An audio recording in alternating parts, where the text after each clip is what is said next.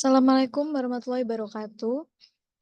Perkenalkan kami dari kelompok 3 dan di sini anggotanya yaitu saya Fulmal Tema Pramasta, Rizky Dian Anggara, Valentino Budisat Moko, Muhammad Halid, Riko Harimudi Pamungkas, Sanandra Putra Buana, Abimanyu Sugali, Muhammad Nur Aslam, Zaki Muhammad. Dari sini kami akan membahas proyek tentang Automatic Pumping Unit and Level Monitoring Project Departemen Teknik Fisika dan Teknik Nuklir FTUGM. Yang pertama akan dibahas oleh teman saya yakni Zaki. Silakan.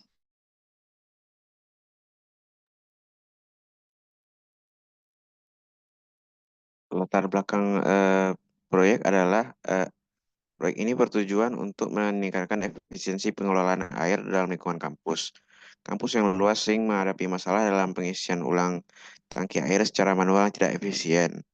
Dengan memanfaatkan teknologi sensor dan Internet of Things, sistem ini dirancang untuk memantau dan mengendalikan tingkat air secara otomatis, memastikan pasokan air yang konsisten dan mencegah kekurangan atau overflow.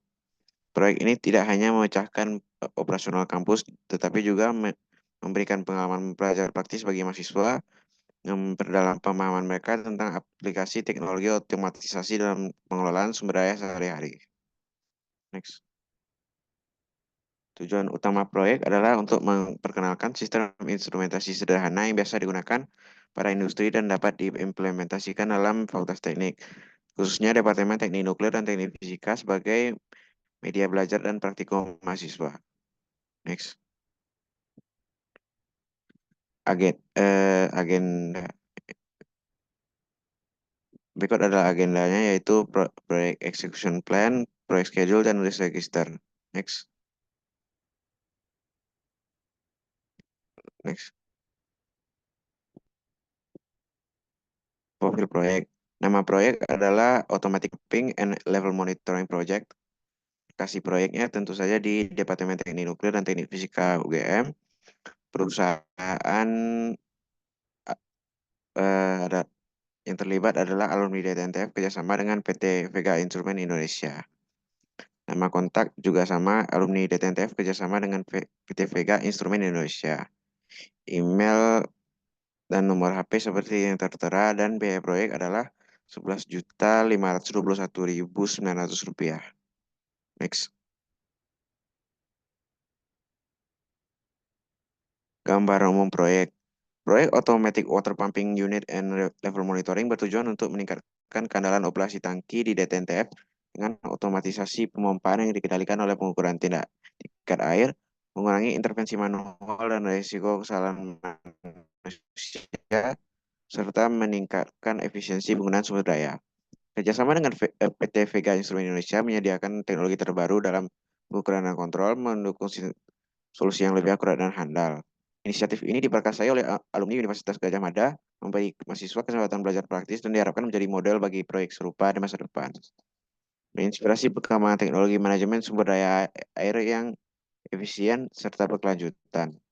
Tujuan utama dilaksanakannya proyek adalah untuk pengenalan sistem peralatan sederhana yang diterapkan pada industri, peningkatan keandalan operasi tangki DTNTF melalui penerapan teknologi monitoring level Vega instrumen, dan penyediaan sumber belajar praktis bagi mahasiswa Departemen Teknik Nuklir dan Teknik Fisika.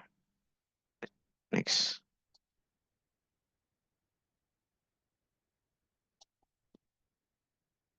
Berikutnya akan disampaikan oleh rekan saya, Sena.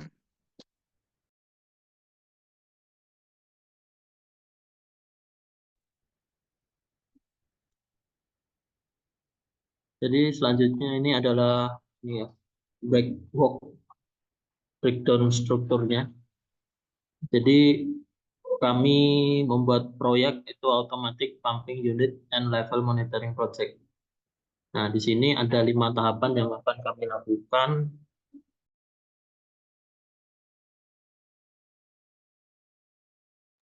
Jadi tahapannya itu ada 5 ya. Pertama itu perencanaan, kedua pemasangan, ketiga integrasi sistem, keempat itu ada pengujian, verifikasi dan penyelesaian proyek, dan kelima itu maintenance atau pemeliharaan. Nah, perencanaan ada seperti di situ, ada penentuan cakupan proyek, ada identifikasi pemangku kepentingan, Ada rencana anggaran, rencana jadwal, analisis kebutuhan, desain skema sistem, lalu pemilihan komponen, dan juga ada daftar bahan dan peralatan. Nah, setelah perencanaan, maka dilakukan pemasangan.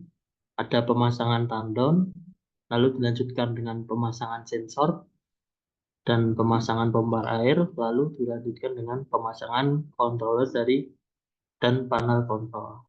Nah, setelah itu diintegrasi sistemnya. Setelah diintegrasi, diuji dan diverifikasi, lalu didokumentasi, lalu terakhir itu penyelesaian proyek ya. Lalu yang terakhir itu maintenance, karena sistem bisa saja terjadi sebuah error, jadi dibutuhkan yang namanya maintenance biar sistem ini bisa bekerja dengan baik. Next. Nah, ini akan dilanjutkan oleh teman saya yaitu Valen.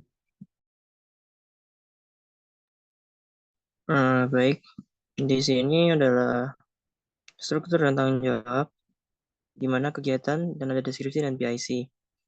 Di fase pertama, mayoritas semuanya di tanggung jawabnya oleh VK instrumen dan promotor. Kegiatannya antara lain penentuan cakupan proyek, identifikasi pemangku kepentingan, rencana anggaran, dan rencana jadwal. Fase-fase 1 merupakan fase inisiasi, di mana seperti penentuan cakupan proyek itu mencakup pengumpulan persyaratan, definisi deliverables, penentuan batasan proyek, serta pembuatan struktur BBS yang sudah dijelaskan Sina sebelumnya. Maka ini penting untuk menghindari scope script. Terus ada identifikasi stakeholders. Jadi ini penting siapa yang akan menjadi stakeholdersnya. Rencana anggaran direncanakan pada inisiasi ini juga. Kemudian project schedule atau rencana jadwal. Ditentukan rencana awal yang mencakup seperti start date, due date, dan lain-lain, yang akan menjadi acuan bagaimana dan berapa lama dan kapan setiap kegiatan akan dilaksanakan. Kemudian ada analisis kebutuhan, di mana ini mengumpulkan informasi dari stakeholder dan pengguna. Fokus utamanya menentukan tujuan akhir proyek. Dilanjutkan desain skema sistem, yang dimana sesudah didesain juga dilakukan pemilihan komponen-komponen yang sesuai, penentuan letak fisik, pengembangan diagram aliran kerja, kemudian pemilihan komponen. Kegiatan ini termasuk evaluasi terhadap spesifikasi teknis, ketersediaan pasar, kecocokan dengan kebutuhan proyek, dan lain-lain. Ini masih berkaitan, dilanjutkan dengan daftar bahan dan peralatan. Yang terakhir adalah penyediaan, pengiriman, dan penerimaan komponen. Dan ini semua PIC-nya masih sama, VK instrumen dan promotor. Ini adalah fase 2, di mana fase ini lebih kepada ya sebenarnya planning, tetapi di sini juga anggap saja planning, tapi ya ini yang pertama ada pemasangan tandon. Kegiatan pemasangan tandon terhadap tandon mencakup penerapan protokol keselamatan dan standar teknis yang relevan.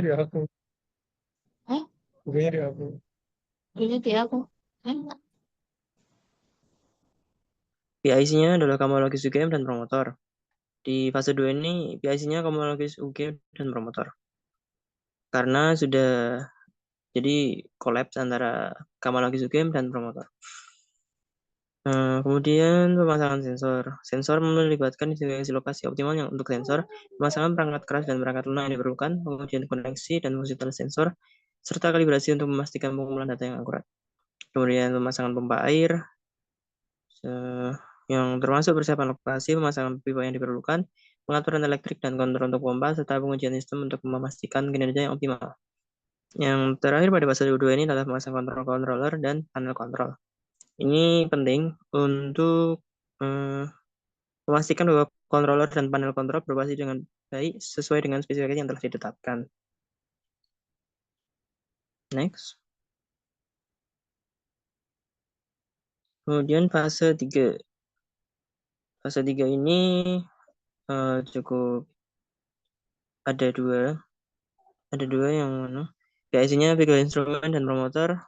Terus Camologis, ada Camologis UGM dan DTNTF. Kegiatannya koneksi sensor ke controller, terus koneksi pompa ke controller, pengaturan dan kalibrasi. Jadi lebih ke execution gitu. Next. Nah, ini fase 4. Jadi lebih kepada closure. Di sini ada pengujian fungsi sensor, pengujian fungsi pompa, jadi lebih ke maintenance. Kemudian pengujian sistem keseluruhan, diuji semua apakah sistem bekerja dengan baik. Kemudian hasil pengujian dilakukan verifikasi. Apabila verifikasi sudah dilakukan, maka sistem bekerja dengan baik. Yang terakhir, sebelumnya ada dokumentasi proyek. Dokumentasi proyek meliputi pengumpulan, penyimpanan, pengelolaan semua informasi dan dokumen terkait selama siklus hidup proyek. PIC-nya bagian instrumen, promotor, Camologis UGM, dan DTNTF UGM. Yang terakhir adalah penyelesaian proyek. Di sini mencakup tahapan akhir dalam siklus proyek yang ya kurang lebih segalanya tentang closure lah. Ada aktivitas yang finalisasi administratif, pengarsipan dokumen proyek, dan lain-lain. Oke. Ini struktur dan tanggung jawab. DTNTF itu memberikan akses dan dukungan selama instalasi dan commissioning, dan dapat tanggung jawabnya kurang lebih ya sebagai pemangku stakeholder seperti itu. Kemudian project manager dan lain. Nah, ini lebih jelasnya. Ada stakeholdersnya tuh di TNTF, project manager promotor, ada project manager tim, dan yang di bawahnya adalah Camologis, bagian instrumen electrical dan lain-lain, ada procurement juga sebagai promotor.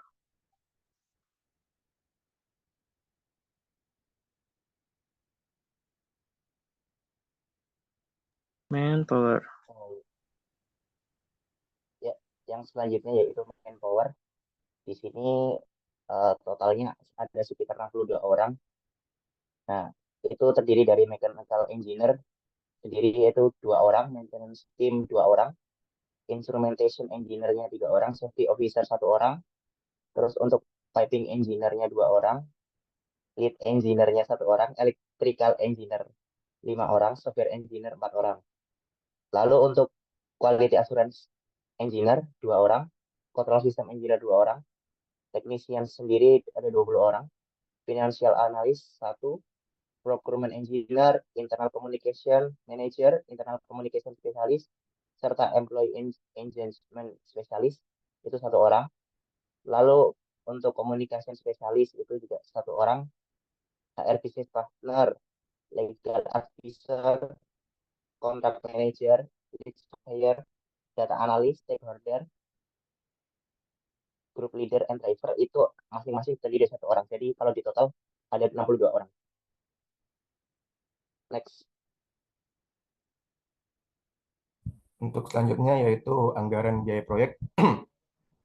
Nah, seperti yang bisa kita lihat di sini ada 9 item, yaitu jasa instalasi, yang mana deskripsinya adalah jasa instalasi penyewaan, scaffolding lokal, pemboran tangki, dan pemasangan instrumen, yang mana jumlahnya adalah 1 lot, yang akan disuplai oleh PG Instrumen sebesar 3.500.000. Kemudian yang kedua ada support instrumen, berupa JB, LCS, material cat anti karat, bolt dari CS atau SS dengan masing-masing sebanyak 1 lot yang akan disuplai juga oleh PG Instrumen sebesar 3 juta rupiah. Kemudian ada kabel dengan deskripsinya kabel serabut NJF 0,75 mm kali 1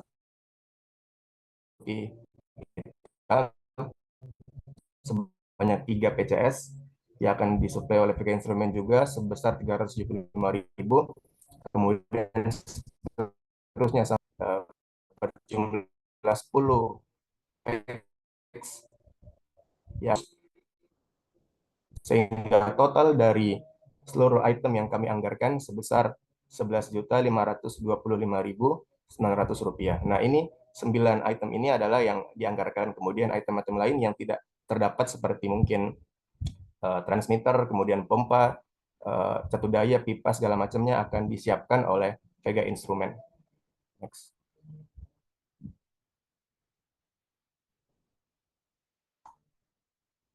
Oke, lanjut. Lanjut. Next. Mbak.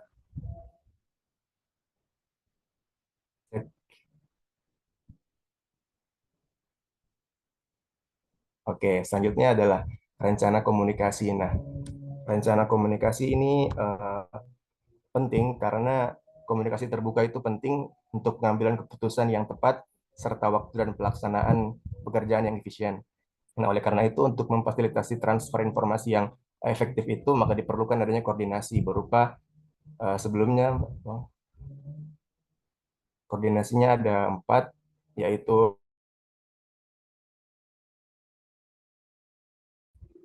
ada 4 koordinasi, yaitu rapat perencanaan, rapat kemajuan bulanan, rapat rekapitulasi, dan rapat kondisional, yang mana masing-masing akan di PIC oleh manajer proyek, yang mana deskripsinya seperti yang bisa dilihat, yaitu meninjau pelajaran dan segala macam. Kemudian di rapat ini perlu ada tata tertib untuk menunjang produktivitas pertemuan yang lebih efektif lagi, di mana tata tertibnya sebagai berikut, yaitu agenda rapat harus direncanakan dan disiapkan untuk semua rapat dan distribusikan sebelum rapat kepada semua yang diundang. Kemudian fokus diskusinya itu pada progres dan update proyek mingguan dan progres dari pekerjaan yang telah dilakukan. Kemudian juga ada boleh mengkritik ide, boleh didorong untuk terbuka dan jujur, tetap pada topik yang dibahas, berpikiran terbuka, dan juga yang paling penting adalah penanggung jawab rapatnya untuk menyiapkan catatan rapat dan membagikan setelah selesai rapat agar setiap anggota tim dapat mengerti dan transfer informasi yang disampaikan oleh penyelenggara rapat tersebut. Segala macam berupa kehadiran, tanggal, lokasi, tujuan, ringkasan diskusi, dan segala macamnya. Kemudian yang selanjutnya adalah manajemen. Nah, proyek ini juga harus mencapai kualitas keseluruhan yang tinggi dalam desain dan konstruksi serta memenuhi semua persyaratan kinerja. Dirancang meningkatkan efisiensi dan keandalan operasional sistem pompa air dan memastikan agar pompanya ini tidak terjadi overflow maupun kekurangan pada tangki airnya. Itu merupakan kualitas yang baik. Kemudian juga selain kualitas juga adalah keselamatan yang merupakan prioritas kedua kita dalam proyek ini, yaitu menjaga lingkungan yang kerja yang aman, menghasilkan penyelesaian proyek yang 0 kematian, 0 cedera kritis, dan 0 cedera yang menyebabkan hilangnya waktu kerja sambil menjaga keselamatan publik setiap saat. Kemudian yang ketiga yaitu juga harus menjaga komitmen lingkungan yang mana diatur oleh undang-undang serta minimalkan dampak lingkungan jangka panjang di area sekitar DTNTF. Mungkin itu sedikit pemaparan dari PEP atau Project Executional Plan. Kemudian selanjutnya adalah penjelasan lebih rinci tentang project schedule dan manajemen register atau manajemen risiko. Oke, terima kasih. Saya perkenalkan, saya Riko Arimurti Pamungkas dari. Terus kita masuk ke project schedule. Nah, project schedule ini secara overview-nya kita berada pada 12 minggu dalam 4 bulan. Dihitung dari kita masuk pada fase pertama. Fase pertama merupakan fase awal, fase kick off dari suatu proyek. Dalam cakupannya adalah kita membentuk dari cakupan proyek terlebih dahulu, terus kemudian identifikasi serta rencana anggaran, jadwal, analisis kebutuhan desain dan daftar bahan. Pada fase itu fase-fase awal. Nah, berikut ini merupakan fase kedua. Fase kedua tentang pemasangan, bagaimana kita pemasangan aplikasinya di dalam DTNTF dan di ownernya ya ini Kamalogi Sugem dan promotor atau kita sendiri. Fase ini berlangsung pada 3 minggu. Lanjut, ini fase ketiga, silakan.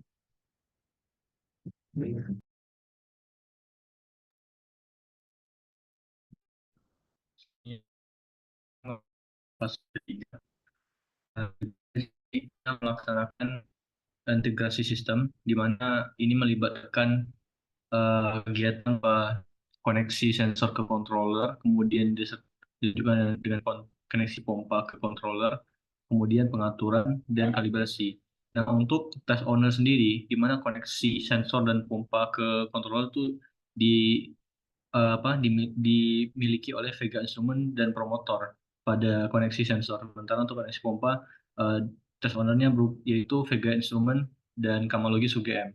Kemudian sedangkan untuk pengaturan dan kalibrasi dimiliki oleh test owner-nya itu pada Kamalogis UGM dan DTNTF. Selanjutnya untuk tas keempat, yang tas terakhir kita mempunyai sejumlah kegiatan di mana ini tas keempat berupa pengujian, verifikasi, dan penyelesaian proyek.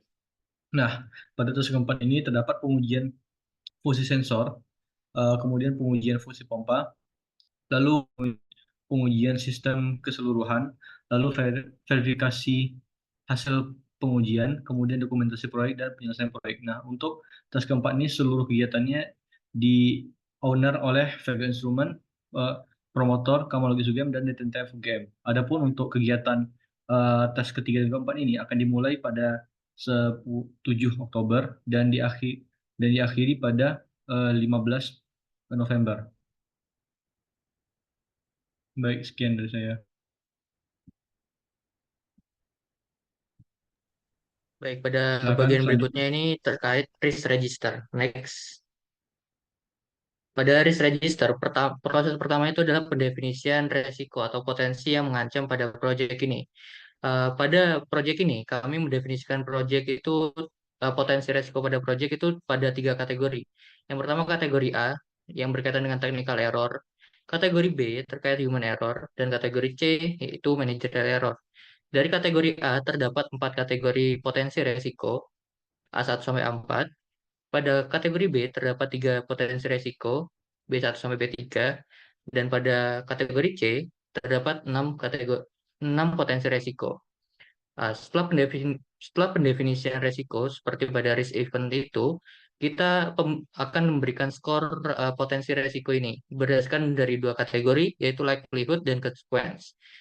Setelah pendefinisian resiko, kita beranjak pada pembentukan risk matrix. Risk matrix ini adalah suatu metode untuk menentukan resiko mana yang memiliki konsekuensi yang sangat besar pada proyek dengan keseringan munculnya pada proyek.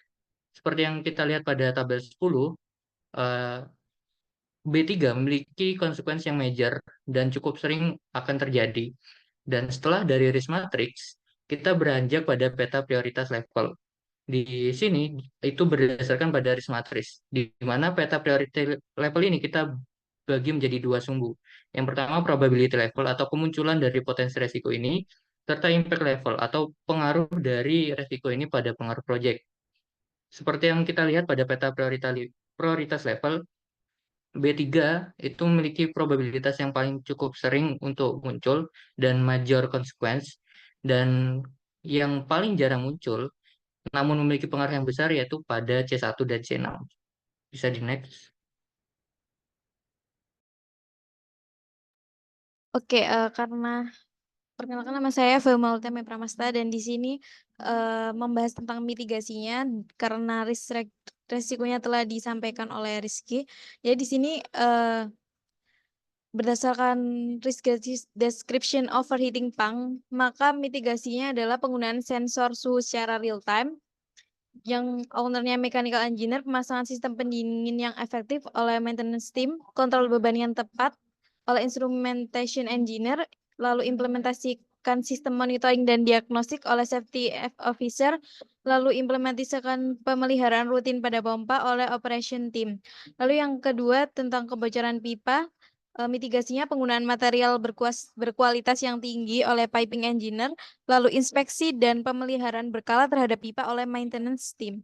Lalu yang tentang kegagalan deteksi sensor ini, kalibrasi sensor secara rutin oleh lead engineer, penggunaan sensor berkualitas tinggi oleh instrumentation engineer, lalu menggunakan sistem redundansi dengan memasang sensor cadangan oleh electrical engineer, pemeliharaan dan inspeksi berkala terhadap sensor oleh software engineer, dan adopsi teknologi sensor terbaru oleh quality assurance engineer yang memiliki fitur self-diagnosis.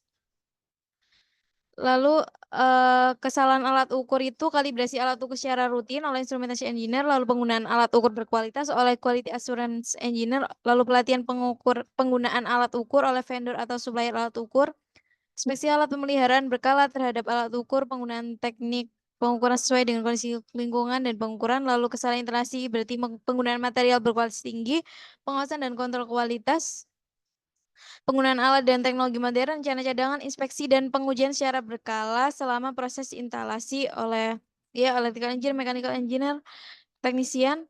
Lalu yang B2 kegagalan implementasi sistem kontrol terhadap wiring, yaitu mitigasinya penggunaan material berkualitas tinggi, pengawasan dan kontrol kualitas, penggunaan alat dan teknologi modern, rencana cadangan. Lalu yang B3 Project Safety Awareness, yakni mitigasinya pelatihan HSSE secara rutin, penerapan prosedur keselamatan yang ketat, penggunaan alat pelindung diri atau APD, penilaian risiko keselamatan, inspeksi keselamatan berkala. Lalu yang C1 estimasi anggaran yang kurang akurat menggunakan teknik estimasi bottom up, parametrik atau analogis, membuat work breakdown structure, melibatkan ahli dan pemangku kepentingan, menetapkan cadangan anggaran, melakukan review dan audit berkala. Lalu ketika C2 miscommunication antar tim, maka mitigasinya penetapan protokol komunikasi, dokumentasi yang jelas, membangun budaya kerja yang terbuka. Lalu pengurusan izin dan pemakaian dan survei lokasi tidak sesuai dengan tenggat waktu, maka dilakukan perencanaan awal yang matang, koordinasi dengan pihak berwenang menggunakan konsultan atau ahli, menyiapkan rencana cadangan.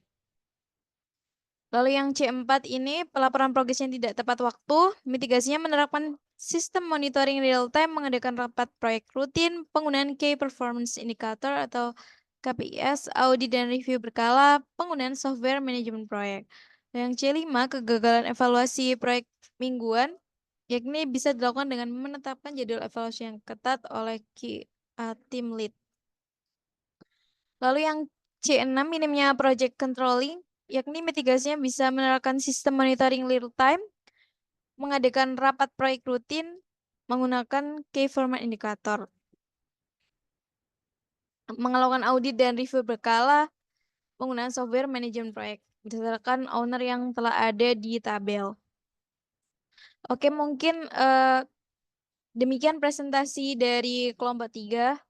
Kurang lebihnya mohon maaf, dan di sini ada sedikit quotes, tidak ada kesuksesan tanpa kegagalan. Dan terima kasih. Wassalamualaikum warahmatullahi wabarakatuh.